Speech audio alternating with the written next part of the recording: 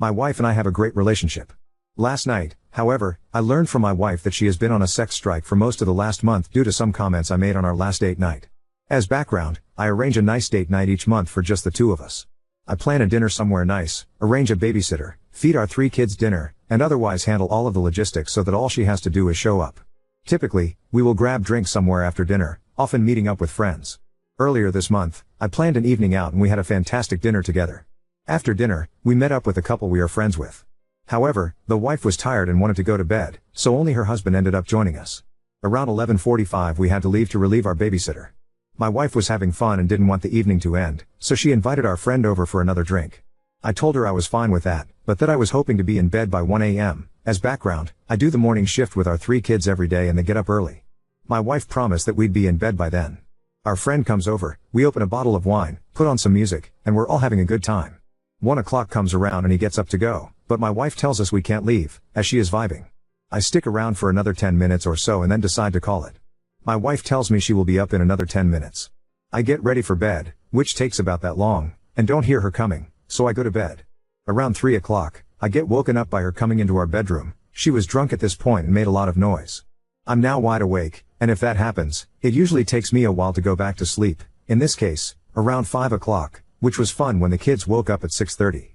Anyways, at this point, since I'm awake, I try to initiate sex with my wife, who declines and says that she is too tired. I don't pressure her, and she immediately falls asleep. However, I can't sleep now due to being woken up, and sit there and stew for a few hours, mostly frustrated at being woken up but also annoyed at how the evening went overall. My first mistake was sending her a text, while she is asleep, saying that her actions that evening were hurtful and that it felt like I planned this nice evening, only for her to end up spending the later part of it with someone else, and not like that. I am 100% confident they were just listening to music and chatting. The next morning, she came downstairs apologetic. However, I made the mistake of mentioning that her actions made me not really want to plan these extravagant date nights anymore, as she had broken her promise about going to bed at a reasonable hour and then ruined my sleep. Not the first time this has happened on a date night. Then, and this is where I may be the asshole, I added that this was at least the 4th date night in a row where the night had ended with us not having sex, and that in my mind, a good date night ends in sex. I also added that this one was particularly offensive because it felt like she abandoned me at the end of the night. These comments really upset her, and she said they made her feel like I only appreciate her for sex. She added that date nights should be about having fun and enjoying her company, and that I should assume we won't have sex on date nights. Honestly, I have some sympathy for her perspective about enjoying each other's company being the most important part of a date night, but I also don't think it is unreasonable to feel a little let down after planning a romantic evening, especially since it had become a pattern, and particularly where she effectively chose to do something else rather than have sex with me. Update 1. Welp, I posted about a month ago about how I was upset my wife invited our friends back over to our house at the end of a date night, and she and the husband ended up hanging out until 3 a.m. after I went to bed at 1 o'clock. A lot of people suggested they were having an affair, and that I was blind to not see it. I swore and swore there was no way, I trust both of them, etc. Turns out, Reddit was right. I was unpacking the car and my wife had left her phone in there, and when I picked it up a text from our friend flashed across saying how he wanted to kiss her and asking her to tell me she needed a night out and should go out to the bar with him. I know it's an invasion of privacy, but we know one another's passcodes, so I opened her phone and checked their text chain. She had been deleting his messages but they were still in the deleted messages folder, and it wasn't great. They've been going on dates during the day when I'm at work, and he has said very suggestive things to her. I confronted my wife about it and she claimed it was purely an emotional affair, that she knew he loved her, and enjoyed the attention, and that she had been dealing with severe depression, which is true, and it was nice to have someone to talk to who wasn't me. That she still loved me, it was just very flattering to have the attention. I don't know whether that is all true or not, but I honestly do think she is telling the truth. She pretty much argued it wasn't that big of a deal because they didn't do anything physical outside of him kissing her once, and in her defense the suggestive texts all came from him. So I don't know where we will end up, just reality shattering because I would have never thought either would betray me like this. First, look up trickle truthing. You have not yet been given the full story. She's also going to continue to cheat on you. A cheater that regrets their actions wouldn't try to minimize them. Second, tell his wife. She needs to know that her partner is betraying her too. Third, go get a consultation with a diver, say lawyer or two. Consultation doesn't mean filing. It means learning what the process is like and what the potential outcomes are. I'm sorry you're going through this. Update 2. I had a true heart-to-heart with my wife 2 days after I learned of the emotional affair, and we are surprisingly in a really good place now.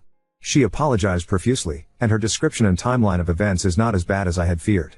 It is also consistent with what my former friend, we'll call him R, told me when I interrogated him, and I asked him first, before my wife would have really had a chance to collaborate on a story in the event she wanted to do so.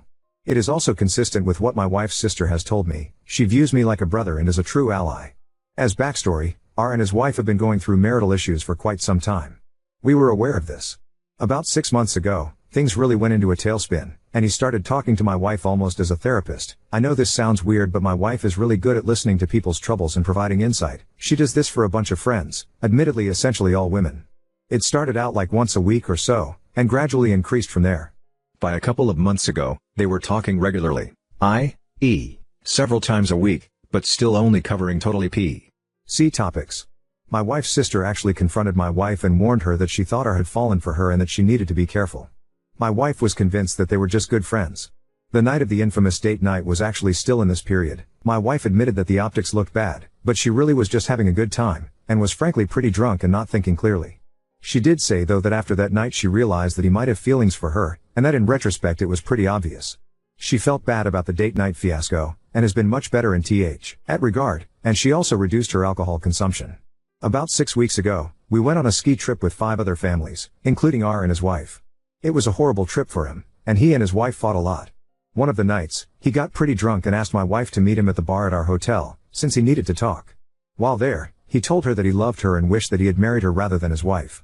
My wife just told him I'm sorry. I had been putting the kids to bed when this went down and came down and inadvertently interrupted them right after they said this. I do remember some weird vibes in retrospect. My wife admitted she should have told me right then and there, but that she didn't want to blow up the trip for the whole friend group, as if she told me she was worried that I might make a scene. He then didn't say anything problematic for another week or two, and she chalked it up to him just being really drunk and really sad, and hoped things could just go back to normal. Unfortunately, R's marriage took a turn for the worse about a month ago, and it seems pretty clear that they are getting divorced. My wife, who suffers from severe depression, also went into a depressive period around this time, in large part due to some familial issues. This was timed very poorly, as I recently launched a new division at my company and have been working 60-hour week for the last 3 months or so.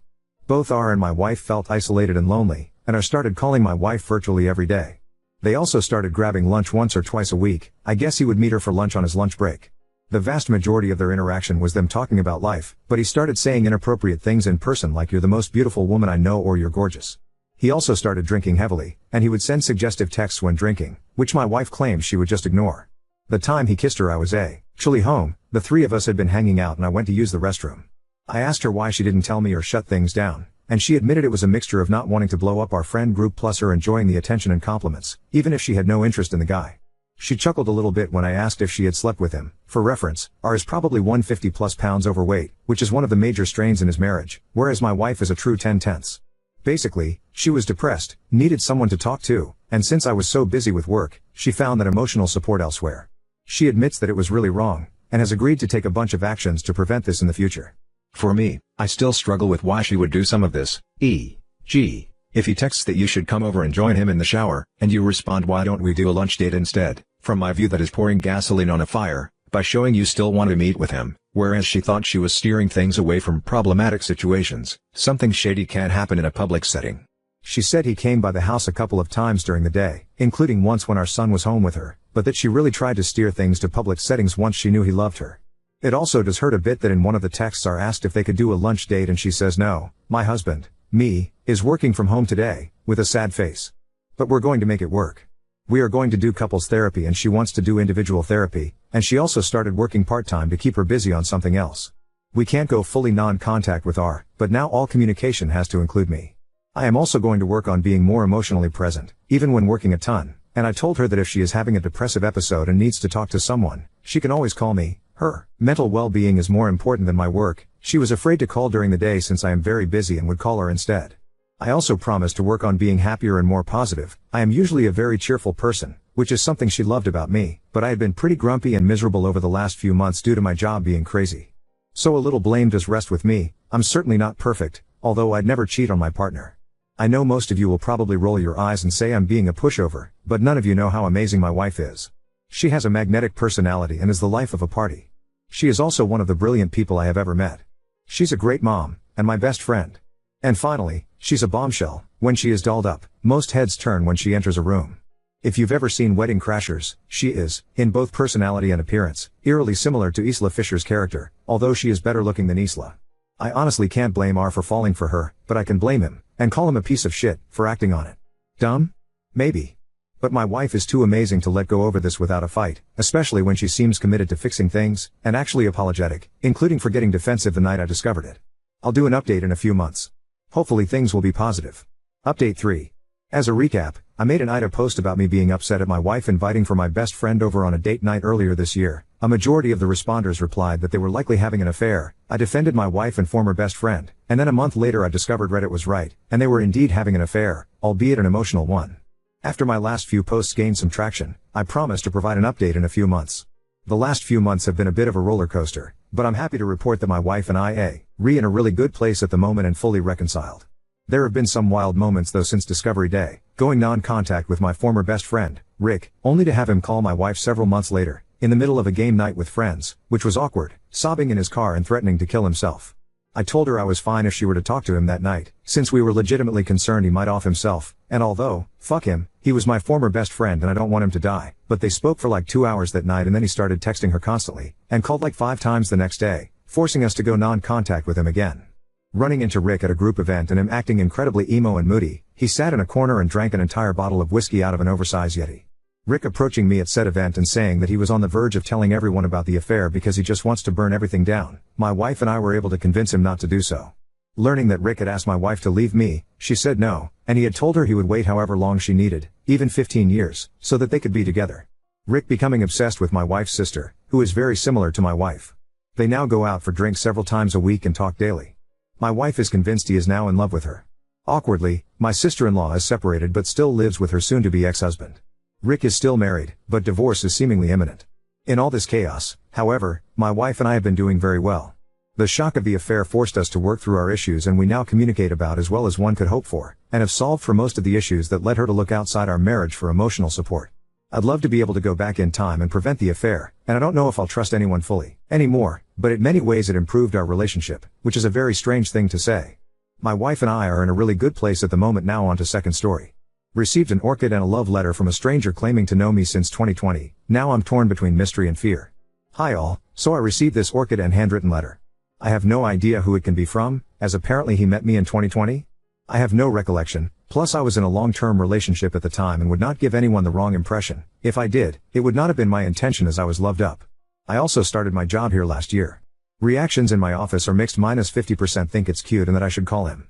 The other 50% think it's creepy and could possibly be the start of a true crime series. I am curious as to who this is though. Update 1. Before I get to the update, I just wanted to say that this kind of thing has never happened to me before, plus hearing the mixed views on this from my colleagues confused me for even more, hence why I posted here to get some views. Our company head of administration in the company was also extremely weirded out, and he took it upon himself to let everyone know on reception to screen to the max any calls, visitors etc. before putting to me. I'm not gonna lie, I did get that Orchid Man went out of his way, that it's a nice gesture etc. But you must understand that although I guess I can be seen as well known in my field, I am a single mom to a still young child, so I make no apologies for being extra cautious in this day and age, especially as it potentially looked like that he had been keeping tabs on me for nearly the last 5 years. That all being said, on to the proper update. Yes, curiosity got the better of me, plus I was brought up to always say thank you if someone gave a nice gift, thanks mom and dad, RIP, and I ended up calling Orchid Man on my work phone that same afternoon, like some have observed, he knew where I worked anyway. A normal sounding voice, with a British accent said hello. So I said hi, this is Lulu Bell, I wanted to call and say thank you for the orchid. Orchid Man sounded shocked, but happy that I called. He said he really wanted to take the chance as he honestly felt like it was a missed opportunity back then, due to our circumstances. He said he often thought back to that night, and the conversation we had. He then said, "You do remember that night, don't you?" I told him, "No, I'm sorry, I do not. Look, a lot has happened in the nearly 5 years since we last met, plus you did not give me anything in the letter you sent other than the names of 2 bars that I may or may not have been at for after work drinks." He laughed and said, "And here was I thinking that I would be as unforgettable to you, as you were to me. I'm like I speak to a lot of people. Plus it's been over 5 years. I had nothing to go off on who you were, no way to check to jog my memory. I even called the flower shop so see if they could help." He laughed again and asked, "And did they?" I told him, "No, just that he paid by card and seemed normal, whatever that is," which again made him laugh. Not gonna lie, I was still perplexed, but I dunno, something about his tone and also how he reacted to me, reacting the way I was reacting, Made me feel somewhat at ease that he wasn't a serial killer. There were quite a few comments in my original post that said I could end up being the orchid killer's first or final victim, and was just someone who may or may not have watched Love Actually one too many times. I said I may not remember that night, but I will probably remember this conversation now. So who are you? At least tell me what you do, where you are based, etc. Plus that may help me remember. Orchid Man said that he was a lawyer, that he works close to the flower shop. He told me where he lived, and that he doesn't have much social media because of and he does. And that his phone is private. To the Redditors that said that this may be the case, you were alright that it wasn't a burner. He said he heard the Over 40s dating podcast I also used to do. It blew up and was in our country's top 5 in the Apple podcast charts for a while. I stopped it in March this year, so this is not a weird promo for it before anyone calls this all fake, and he figured he'd seek me out on LinkedIn. And since then has been working up the courage to approach me. He basically thought that this would be a nice way of doing it, considering the bad dates he heard on the podcast that I was having lol. He said he was a bit older than me, but looked younger and keeps himself fit by playing tennis, one of the many things we talked about that night. I did actually used to play tennis and loved going to Wimbledon when I still lived in the UK. Yes, he remembered that about me amongst other things. He is around 10 years older than me, so mid to late 50s. He'll be happy to send me a pic, if I would allow it.